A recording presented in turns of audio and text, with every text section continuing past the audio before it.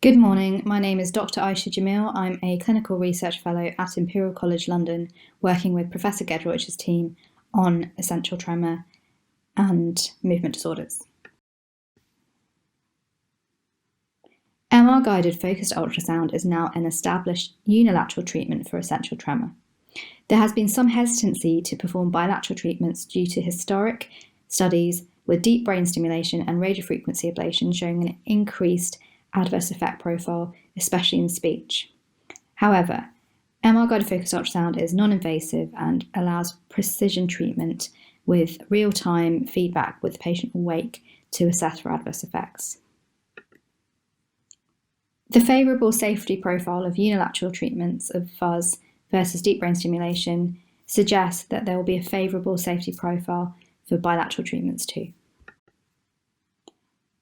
We performed the world's first staged bilateral treatment with a left-sided treatment in November 2016, and after regular follow-up, a right-sided treatment in January 2018. And here we present the 12-month data.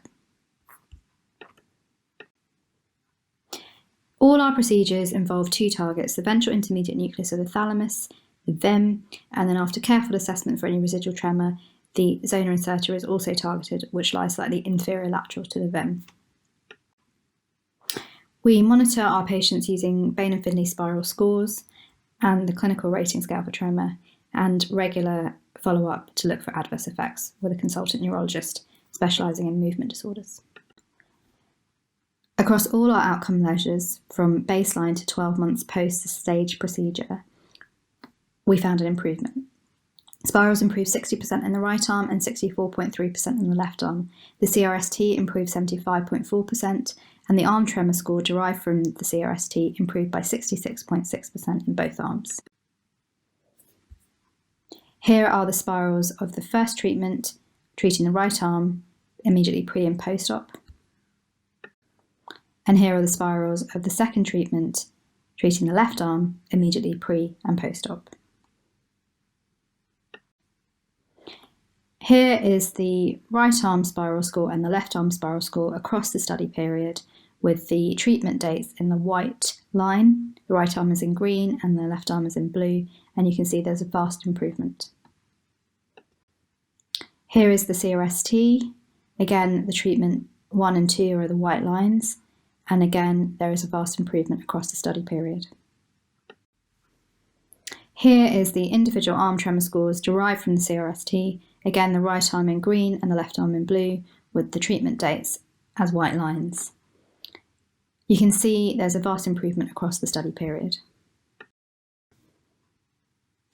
Here is a quote from our patient, and across the stage bilateral procedure, his quality of life has significantly improved.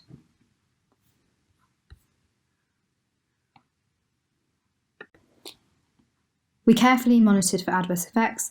After the first procedure, the patient reported mild unsteadiness and fatigue, which resolved after 1 month with no further adverse effects. And after the second procedure, the patient reported mild unsteadiness, which resolved in 1 week, and dysarthria, which resolved within 3 weeks. However, at the 3-month assessment, subtle fatigability of speech was noted by the consultant neurologist. This had not been noticed by the patient himself or his wife.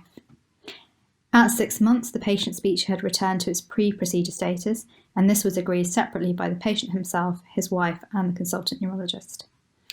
The disparity in the self-reported and clinically assessed speech changes highlighted in this pilot study that we did not have a robust way to monitor speech, and this would need to be addressed. We worked closely with the speech and language therapists at Imperial to develop a comprehensive, dedicated speech assessment protocol for MR-guided focused ultrasound treatments in essential tremor.